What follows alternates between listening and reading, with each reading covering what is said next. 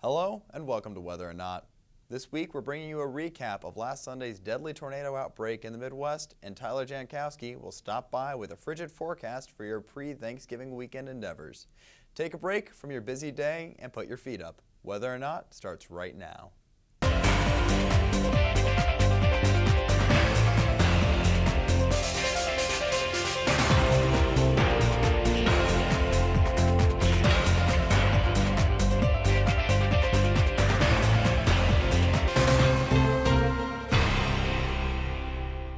Hello and welcome to Weather or Not. I'm your host, Tom Bedard. And I'm your forecaster, Tyler Jankoski. Tyler, last Sunday we had a heck of a windstorm in State College. I thought the tree next to my apartment was going to fly off its roots. Well, it was a powerful cold front that moved through late on Sunday. Gusts in the area were in the high 50-mile-per-hour range.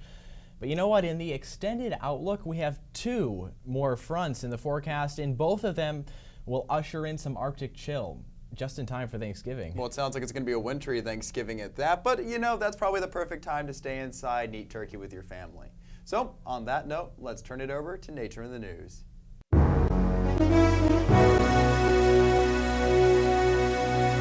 A deadly outbreak of tornadoes struck the Midwest and Ohio Valley this past Sunday, November 17th.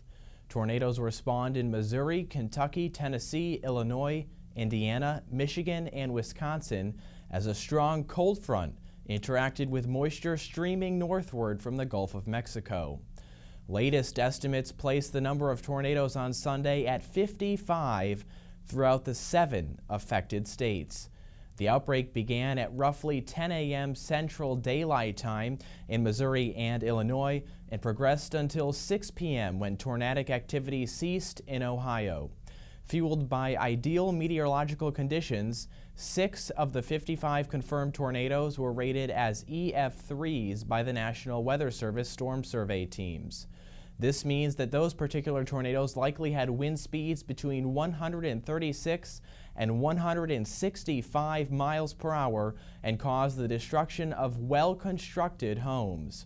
Tornadoes are rated as EF3 if damage assessments reveal findings such as damage to large facilities, overturned trains, debarked trees, or homes with weak foundations blown a good distance away.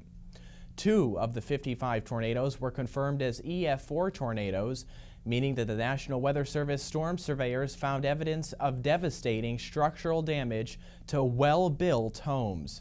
These twisters, aside from being particularly intense, were embedded within shrouds of heavy rain, making them hard to see. Unfortunately, 8 lives were lost in the outbreak. Nearly 6 months after inspiring awe and tragedy in the hearts of the meteorology community, new information is surfacing about the May 31st El Reno, Oklahoma tornado. If you don't recall, the El Reno super tornado, as it's come to be known, touched down in rural Oklahoma around 6 p.m. local time. The tornado, with wind speeds over 296 miles an hour, caused nearby Oklahoma City residents to take to the roads to flee the storm that was expected to pass over the city. Although it did not reach the city, it did cause the untimely death of Tim Samaras, Paul Samaras, and Carl Young, 3 respected research meteorologists and storm chasers. After passing, the National Weather Service storm surveys revealed the damage that led them to reclassify the tornado as an EF3, 2 steps down from the EF5 original classification. New data from a Doppler on Wheels vehicle, or DOW, points towards the storm's reclassification as an EF5 status through reanalysis of the top wind speeds. This data shows that vortices within the larger tornado had met wind speed criteria for a strong EF4 or weak EF5 classification. The argument now stands if the tornado should remain an EF3 despite the strong winds that it possessed. Are you a digital member of Twitter, Facebook, or YouTube? Have you ever posted a picture about weather or mentioned what it was like where you are? Researchers at England's Warwick Business School are investigating social media's response to major weather events. It's no news that social media is graduating from its original role as a networking tool into a tool for disaster managers. But new correlations are being drawn between major events and social media activity. One particular experiment at the Warwick Business School has found a strong link between photo sharing on the website Flickr and Hurricane Sandy. They found that as Sandy strengthened, there was increased photo sharing activity, but as the storm weakened, the activity quickly declined. Social media was also used by the Mississippi State University to guide citizens of Moore, Oklahoma to storm shelters and safe rooms just before an EF5 tornado struck the town on May 20th. Tyler Jankoski is up next with your forecast.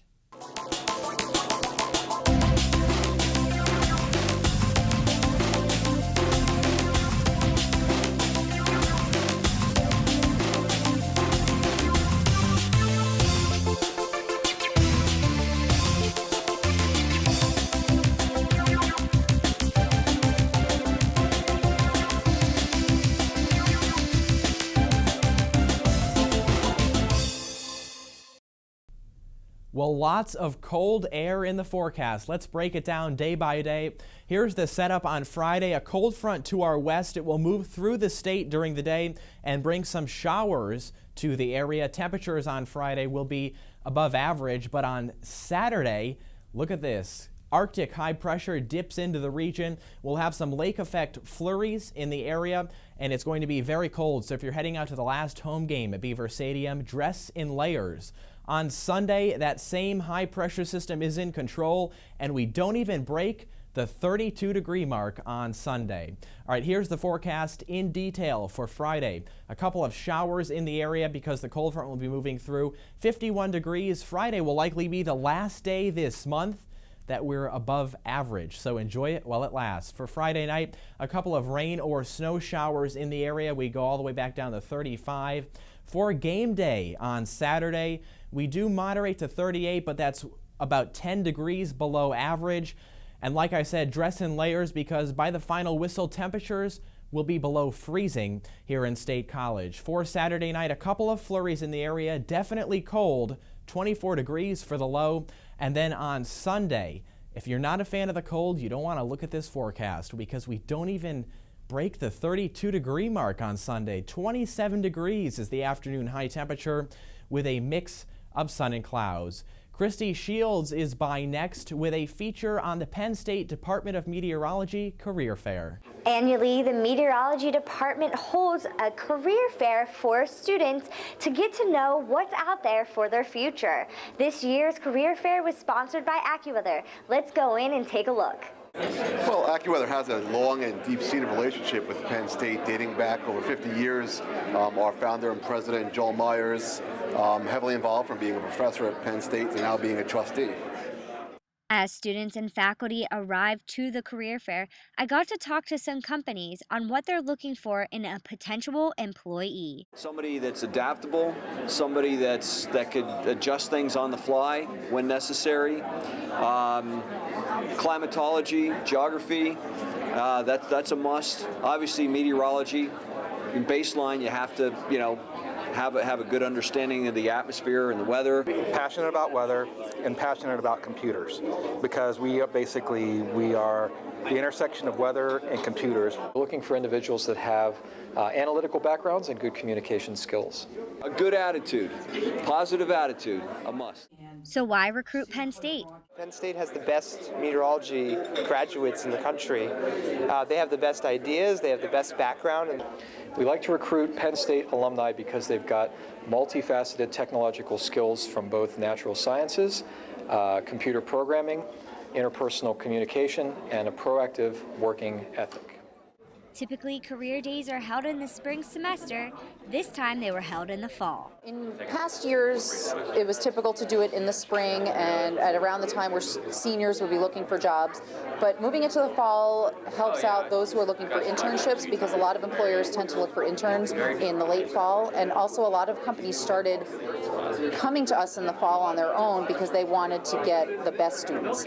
So moving it to the fall, I think, is beneficial because now everybody gets a chance. They're all in the same pool, and it gets everybody a jump start on the job search ahead.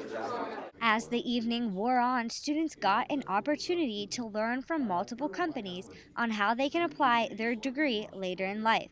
I caught up with some students after the presentations. It's really great to be able to interact with potential employers in good setting here at the Nittany Lion Inn. It's going to be nice to be able to hear from people about what's going on in the industry and what's going on at their companies, and look at some of the opportunities that they have. Yeah, no, personally, I definitely find career days beneficial.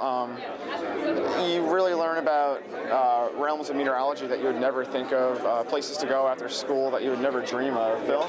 Yeah, I mean, you get some good perspective on the industry as a whole, which really is a lot larger than a lot of students think about. Some of them are really focused on just like either forecasting or being on air, but it's really a very diverse, job market that you can get out of meteorology. And so it's nice to get just a better picture of what all is going on. Absolutely. For me, as a forecasting and communications student, I pretty much know that I wanted to go into television right from the start, but for students who are maybe trying to explore what careers are out there, this is a great way for them to see companies, what they're expecting, what they're looking for, and what opportunities they have for students. Heather Waldman, who is graduating December 21st, 2013, has already secured a job working for the Career Days sponsor, AccuWeather. I've been a forecasting intern with them since May. They've provided great opportunities for me to grow as both a forecaster and a communicator, and that's sort of what led me to switch over into their broadcasting department, and really happy to have the chance to stick around. The Penn State Meteorology Career Days proved to be a success, and here for the Whether or Not team, we wish all students and graduates a long and prosperous career. For Whether or Not, I'm Christy Shields.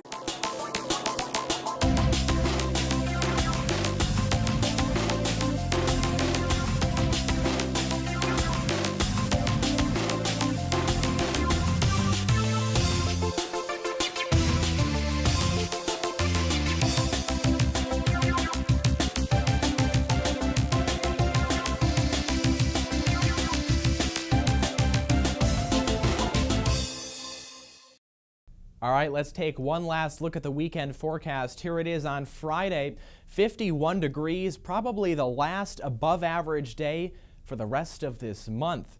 A couple of showers in here on Friday as a cold front moves through.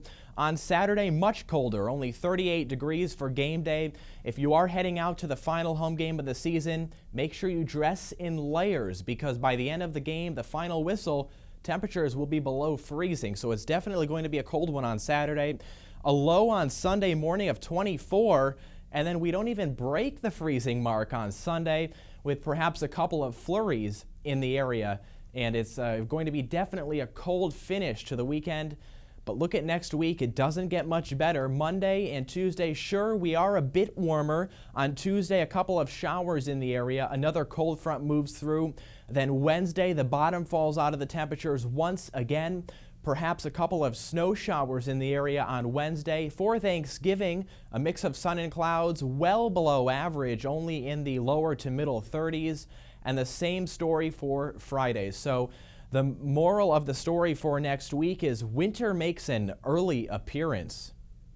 Tyler, this weekend's football game looks chilly. It does. You know, it's a 3:30 start, and a 3:30 start this late in the season means that it's half day and half night. So I think before the final whistle blows, temperatures will be below freezing. So if you're heading out for the final home game of the season, definitely dress in layers. You know, this is going to be an entirely different situation from that of Soldier Field in Chicago this past Sunday. During the entire Midwestern tornado outbreak, there was a particular instance in which the squall line was coming into close contact with Soldier Field, and they had to evacuate the field prior to the storm's arrival. Well, that's a good note for us to talk about this week's Weather Whiz Quiz. The Weather Whiz Quiz this week was, what is the average lead time of a tornado warning before the storm's arrival? A, 14 minutes, B, 13 minutes, C, 12 minutes, or D, 11 minutes. And the answer is B, 13 minutes of lead time before the storm's impact. Yeah, you know, tornado warning lead times is a very tough subject for National Weather Service meteorologists, because if you have too much of a lead time, people might forget that there's a warning in effect.